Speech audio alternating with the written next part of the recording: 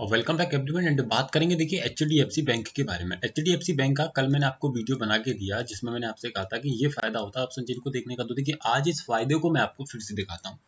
Option chain पर आइए, अपना रेजिस्टेंस फाइंड करने की कोशिश कीजिए। तो आपको रेजिस्टेंस दिखेगा कहाँ पर, 1010 की स्ट्राइक प्राइस पर, है ना। 1010 की स्ट्राइक प्राइस पर मेरा रेजिस्टेंस जो कि एक नीचे की तरफ प्रेशर क्रिएट करते हुए आपको दिख जाएगा। कौन सी स्ट्राइक प्राइस पर, देखिए सर, नीचे की तरफ कौन सी स्ट्राइक प्राइस पर, 1000 की स्ट्राइक प्राइस पर, है ना। यानी कि रेजिस्टेंस का जो प्रेशर है वो कैसा है, बेरिश प्रेशर है 1010 से 1000 की स्ट्राइक प्राइस पर। अगर मैं अपने सपोर्ट को देखूं तो मेरा सपोर्ट स्ट्रॉन्ग है 1000 की स्ट्राइक प्राइस पर। तो अब स्टॉक की रेंज क्या होगी, मैक्सिमम स्टॉक सपोर्ट -1 तक जाने की कोशिश करेगा क्योंकि रेजिस्टेंस की तरफ से है बेरिश प्रेशर।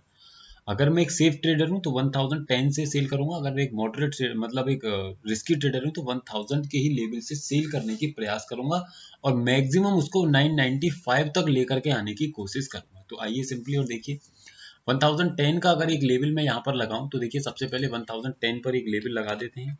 तो देखिए 1010 पर भी स्टॉक प्रॉपर तरीके से रुकता है।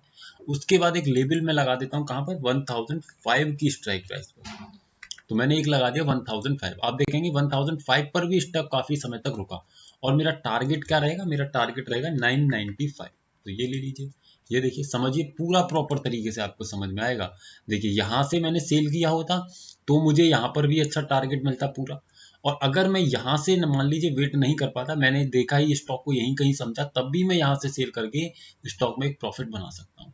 इसके लिए एक 1000 से भी मैं लेवल ले सकता हूँ, यानी कि 1000 का भी लेवल अगर मैं लूँ तो मुझे मतलब ओवरऑल मैंने सिर्फ आपको यही दिखाने का यहाँ पर प्रयास किया कि ऑप्शन चेन के माध्यम से मैं किस तरीके से इन लेवल्स को समझ सकता हूँ। अब देखिए 1000 पर कितनी देर स्टॉक रुका, ये देख रहे हैं ना, कितने समय तक स्टॉक रुका और फाइनली नीचे की तरफ आया। क्यों, क्योंकि ये मोमेंटम जब उसमें बेरिश है तो स्टॉक अप साइड में जा ही नहीं पाएगा। इसीलिए मैं आपसे कहता हूं कि आप ऑप्शन चेन को देखिए, ना कि किसी इंडिकेटर को। ऑप्शन चेन पर अगर आपने सपोर्ट फाइंड कर लिया, अगर आपने रेजिस्टेंस फाइंड कर लिया, अगर इसका स्टेटस अगर आपने समझ लिया, तो आप ट्रेड्स बड़ी आसानी से ले सकते हैं। कोई दिक्कत आपको नहीं होगी, बस आपको ध्यान रखना पड़ेगा, नजर बना करके रखनी पड़ेगी। आई होप आप समझे होंगे। अब आने वाले ट्रेडिंग सेशन में आपको इसी तरीके से सपोर्ट एंड रेजिस्टेंस को समझना है, वॉल्यूम के ही कारण, क्योंकि ओपन इंटरेस्ट के काफी ओटीएम में है।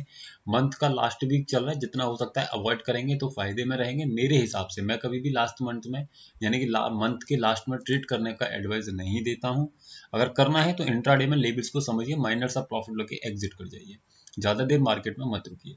आने वाले ट्रेडिंग सेशन में लेवल्स को समझिएगा, अकॉर्डिंग टू दैट सिचुएशन अपने मेंटेन करने का प्रयास कीजिएगा। अगर किसी स्टॉक के बारे में कोई क्वेरी है तो इस नंबर पे व्हाट्सअप करके आप पूछ सकते हैं। हमारे व्हाट्सअप चैनल पर अगर आप जुड़ना चाहते हैं तो जुड़ सकते हैं, लिंक आपको नीचे डिस्क्रिप्शन में मिल जाएगा। Thank you so much for watching the video.